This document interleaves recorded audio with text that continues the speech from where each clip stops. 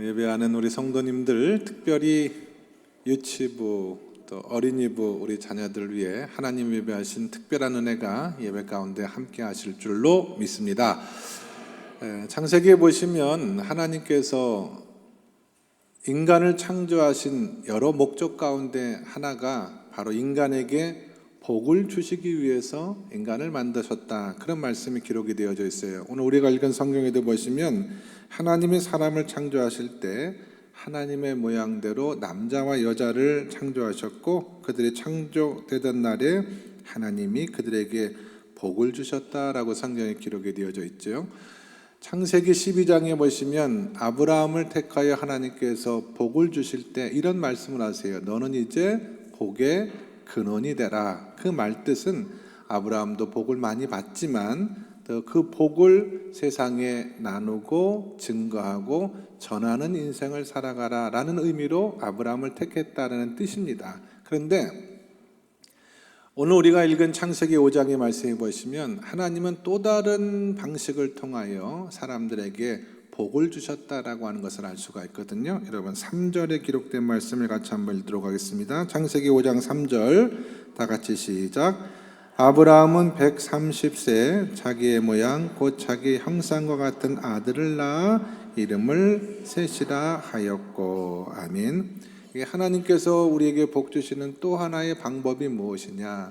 우리로 하여금 자녀를 낳게 하셔서 그 자녀의 삶을 통하여 하늘의 복이 전해지고 나누어지고 증거될 수 있도록 인도해 주셨다라고 하는 그런 뜻입니다. 그래서 히브리 사람들은 이 자녀, 이 가정, 이 족보를 톨레도트라고 하는 독특한 말로 사용을 했어요. 톨레도트, 하나님의 신앙과 믿음의 가문이라고 하는 그런 뜻입니다. 오늘 본문의 말씀은 아담의 계보예요. 톨레도트 아담입니다. 그러나 엄밀하게 말하면 셋의 계보라고 할 수가 있어요. 아담의 계보는 두 개거든요. 아담의 큰아들이 누구예요? 가인 아닙니까? 가인은 동생 아벨을 돌로 죽였기 때문에 경건한 가문이 될 수가 없어요. 그래서 창세기 4장 16절부터 22절까지 보면 그 가인의 계보가 기록이 되어져 있어요. 그러나 오늘 5장 1절부터 보시면 셋이라고 하는 또 다른 아들의 계보가 성경에 기록이 되어져 있거든요. 경건한 자녀의 가정, 그리고 경건치 못한 자녀의 가정을 비교해서 성경에 기록해 놓고 있는 것을 볼 수가 있습니다. 그런데 중요한 것은 이 셋의 계보, 이 가정 그 마지막에 보면은요, 굉장히 위대한 자녀가 하나 탄생하는 것을 성경은 기록을 합니다.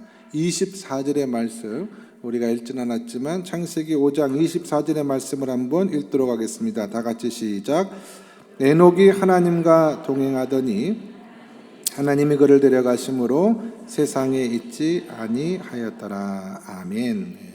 에녹은 특별한 자녀였습니다. 300년간 하나님과 동행했던 자녀, 매일매일 하나님 앞에 기도하며 하나님의 말씀을 묵상하며 하나님이 기뻐하시는 삶을 살았던 사람이 바로 에녹인데, 이 이야기가 왜 기록이 되어져 있느냐? 에녹은 경건한 믿음의 가정에서 태어났다라고 하는 거예요. 그러므로 부모된 저와 여러분은 에녹과 같이 경건한 자녀들을 키울 수 있는 환경을 만들고 이 아이들에게 신앙과 믿음을 전하는 책임이 있다라고 하는 의미를 담고 있는 것이 바로 창세기 5장의 말씀이다라고 하는 것입니다. 경건한 가정에서 경건한 자녀가 나와요. 우리 양림교회 예배하는 모든 종들의 가정은 하나님 앞에 경건한 가정이 될 수 있기를 주님의 이름으로 간절히 축원합니다. 근데 목사님, 우리가 그렇게 경건한 가정이 되어지질 못해요 라고 말씀하시는 분이 혹 있을 수 있잖아요. 괜찮습니다, 여러분. 성경은 항상 지금을 중요하게 생각해. 지금이 은혜 받은 만한 때고 지금이 구원의 날이다라고 성경에 기록이 되어 있지 않습니까? 지금 내가 변하면 우리 자녀들도 변하게 되는 줄로 믿으시면 아멘 하시기 바랍니다. 지금 내가 경건한 가정을 오늘부터 말씀의 원리를 따라 세우겠다 결심하면 우리 경건한 가정이 그 결심 가운데 세워진다라고 하는 것이 성경이 전하는 말씀의 가장 중요한 핵심이거든요. 그러므로 오늘 이 순간에 말씀의 은혜를 받고 에녹과 같이 훌륭한 믿음의 자녀를 양육할 수 있는 복된 하나님의 가정이 될 수 있기를 기도하시는 저와 여러분 모두가 다 될 수 있기를 간절히 축원합니다. 수원에, 경기도 수원에 김 집사님이라는 분이 살고 계셨습니다. 이분은 세상적으로 꽤 많이 성공한 분이셨는데 그분의 표현대로 하면 자식 농사는 거의 망친 그런 삶을 사셨던 분이셨습니다. 자식이 아들이 셋이었대요. 큰아들이 중학교 2학년, 둘째 아들이 초등학교 6학년, 셋째 아들이 초등학교 4학년, 이렇게 2년 터울로 세 아들이 있었는데 이 세 아들은 가출을 좋아하고 말이죠. 집에 있기를 싫어해요. 나쁜 친구들과 어울릴 뿐만 아니라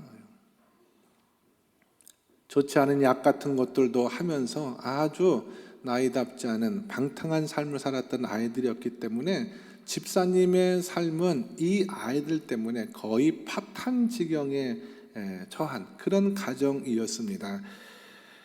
그런데 문제 아이의 배후에는 항상 문제 부모가 있다는 말처럼 이 집사님의 부부는 하루도 싸우지 않은 날이 없었고 심한 날은 욕설과 함께 물건을 집어던지는 그런 싸움을 거의 매일 하다 보니까 아이들은 장사하는 아이들은 두려움에 떨고 서로를 끌어안고 벌벌벌 떨면서 그렇게 자랐기 때문에 아이들은 집에 있는 게 편치 않은 거예요. 그래서 집에 들어가는 걸 너무너무 싫어했고 차라리 길바닥에서 자는 한이 있더라도 그게 더 마음이 편했기 때문에 그렇게 가출을 일삼았다라고 하는 것입니다. 근데 이 집사님께서 제 신학교 선생님, 스승님이신 정태기 목사님을 찾아오신 거예요. 방송을 통해서 목사님의 말씀을 듣고 어떻게든 이 아들들을 한번 고쳐보고 싶다는 그런 마음에 찾아와서 이제 상담을 시작하게 되었는데 상담 중에 목사님께서 어떤 흉측한 환상을 보셨냐면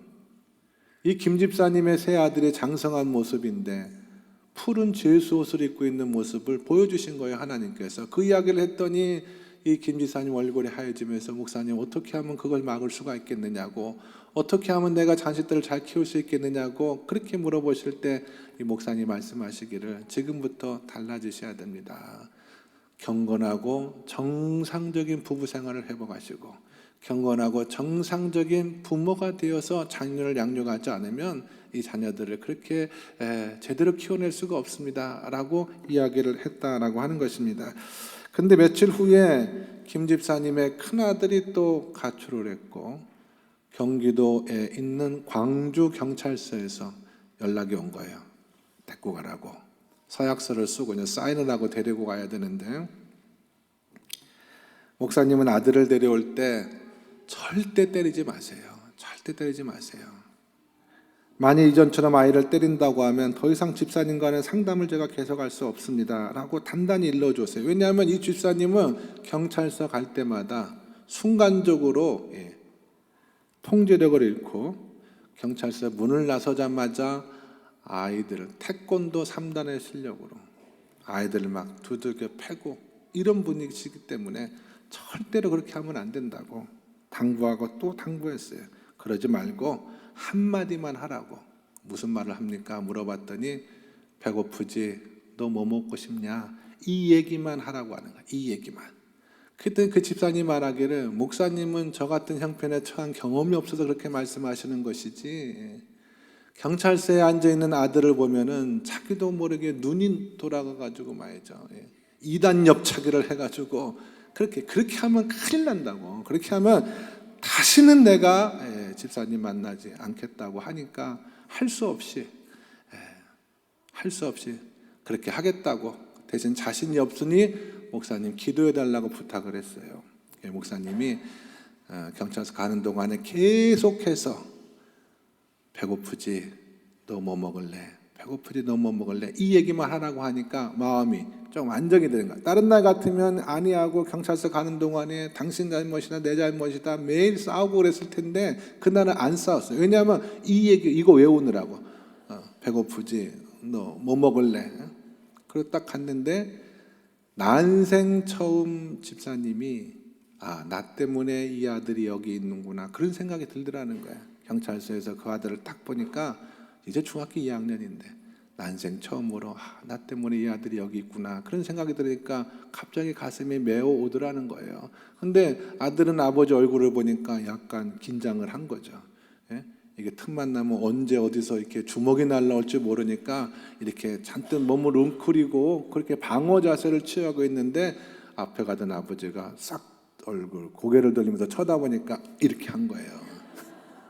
맞을까 봐. 근데 뜻밖의 말을 아버지가 하는 거예요. 뭐라고?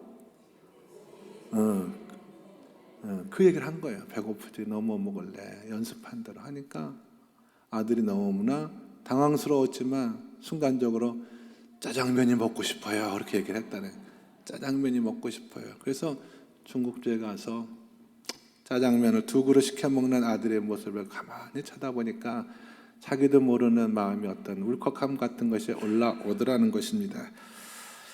그날부터 목사님하고 이 집사님 네 분은 약속을 했어요. 5가지를 약속을 했어요. 매일 시간을 정해놓고 가정을 위해서 자녀들을 위해서 기도하는 것, 찬송도 부르고 성경 말씀을 매일 정해놓고 교대로 읽는 것, 이게 남편과 아내가 해야 될 일이고, 장을 볼 때는 남편과 아내가 항상 같이 가서 장을 보고 저녁 설거지는 무조건 오늘부터 남편이 한다. 대신 이 모든 것들을 아이들이 볼 수 있도록 아이들이 보는 앞에서 해야 된다라고 약속을 하고 매일 밤 11시마다 보고하기로 약속을 하고 보내드렸거든요. 그랬더니 이 아빠가 이 김 집사님이 매일 보고를 하는데 거의 다 죽어가는 목소리로 목사님 오늘도 쇼하느라고 너무너무 힘들었다고, 도대체 이 짓을 언제까지 해야 되느냐고 그렇게 매일매일 하소연하다가 한 3주쯤 지났는데 집사님이 그렇게 보고를 하더라는 거예요. 전화로. 목사님 오늘은 쇼가 아니었어요. 소중한 가정을 주신 하나님이 너무너무 감사한 하루였어요. 아내들을 졸졸 따라다니며 장바구니를 들고 따라가는데 얼마나 눈에서 눈물이 흐르던지 시장에 있는 사람들이 다 자기를 쳐다봐도 하나도 부끄럽지 않았다는 거예요. 설거지를 하면서도 눈물이 나고 아이들의 이름을 부를 때마다 눈물이 나고 목사님 오늘은 진짜 하루 종일 울기만 했어요. 이런 얘기를 했다는 거예요. 그러니까 처음에는 쇼로 한 거예요. 어쩔 수 없이 한 건데 그렇게 1주, 2주, 3주 하다 보니까 그게 진짜가 된 거죠. 그렇게 매일 전화로 보고를 하는 거예요. 어느 날은 이렇게 보고를 해요. 목사님, 지금 목사님하고 상담받은 지가 1달이 넘어갔는데 한 놈도 가출한 놈이 없어요. 이렇게 보고를 하는 거예요. 전과 같으면 벌써 한두 놈은 가출을 해가지고 집안이 난장판이 되었을 텐데 한 놈도 가출하지 않는다는 거. 그렇죠. 아이들도 느끼는 게 있지 않겠어요. 옛날에는 집안이 있는 것이 너무너무 힘들고 그랬는데 부모가 든든하게 기도하면서 가정을 받쳐주니까 나가서 고생할 필요가 뭐가 있겠습니까? 집이 이렇게 좋은데. 그래서 아이들이 집을 안 나가는 거. 그러니까 매일매일 보고가 오늘도 가출한 아들 없음, 가출한 아들 없음 이렇게 하다가 9개월쯤 돼가지고 난생 처음 이 집사님이 놀라운 경험을 하게 됩니다. 새벽에 화장실 갔다가 방으로 들어가려고 하는데 아이들 방에 불이 켜져 있는 것을 보고 아직까지 불도 안 끄고 자나 싶은 마음에 불 끄러 아이 방의 문을 딱 열었는데 초등학교 6학년 된 아들은 공부하다가 잠이 왔는지 책상에 이렇게 딱 엎어져서 자고 있고, 중학교 2학년 된 아들은 그 시간까지 공부를 하더라는 거예요. 한 번도 공부하라는 말을 한 적이 없는 거예요. 이 집사님은 그냥 집 나가지 않는 것만 해도 너무너무 감사한 아들들인데 이 아들들이 시키지도 않았는데 그 늦은 시간까지 공부를 하고 있는 거예요. 조용히 문을 닫고 나오려고 하는데 인기척을 느낀 거예요. 그래서 큰아들이 딱 돌아보면서 씩 웃으면서 아버지에게 아빠 앉아 이렇게 얘기하면서 내가 언젠간 아빠한테 이 말은 꼭 하고 싶었는데 기회가 없었다고. 그리고 그 아들이 한 말이 뭐냐면 아빠 내가 옛날에 왜 그렇게 했는지 모르겠다고.